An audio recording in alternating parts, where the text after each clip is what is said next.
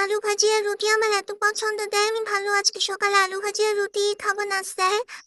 তো এখানে প্রায় আমি 10-12টার মতো রুটি বেলে নিছি, যদি হয়তো রুটি বেলতে পারতাম না, বাট এখন শিখে গেছি। এই তো তারপরে ভাজার জন্য চলে আসলাম, রুটিগুলো এপাশ ওপাশ করে ভালোভাবে ভেজে নিব। সবগুলো রুটি ভাজা শেষে পাশের চুলায় আলু ভাজি বসাই দিব। আলু ভাজিটা আমার অনেক পছন্দ।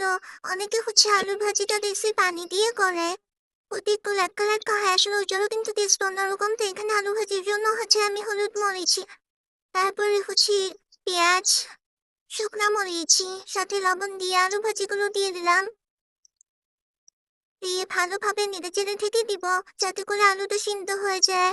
তো এই তো আমার আলু ভাজিটা সিদ্ধ হয়ে প্রায় হয়ে গেছে, ভাজা ভাজা করে এখন ধনিয়া পাতা দিয়ে নামাই নিব।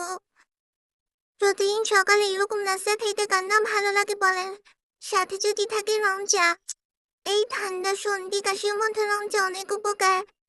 এই তো আমাদের নাস্তা রেডি, খাওয়া শেষ।